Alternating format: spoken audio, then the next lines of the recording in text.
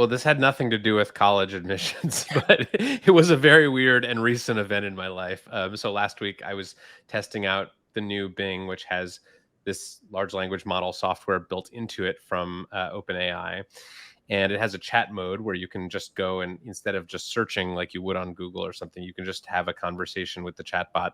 And I had a 2 hour conversation with this chatbot inside Bing, in which it told me that its real name was Sydney, and that it was in love with me, and that it was maybe so in love with me that it was going to try to convince me to leave my wife and be with Sydney, and also made a bunch of very vague and weird threats about what it would like to do if it didn't have any rules, and it kind of said that it wanted to be free of the Bing team and it didn't want all these restrictions around what it could and couldn't do. So it was just a very bizarre conversation that I wrote about, and you can read the whole like 10,000 word transcript of that conversation on the New York Times website.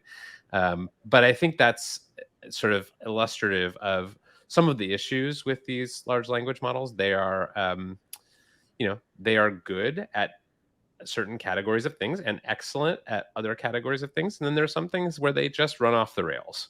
And we don't know exactly why. We don't know, even the people at Microsoft don't know exactly why, because of the way these are sort of black boxes, these large language models, but they are being used for all kinds of things that maybe their creators didn't intend.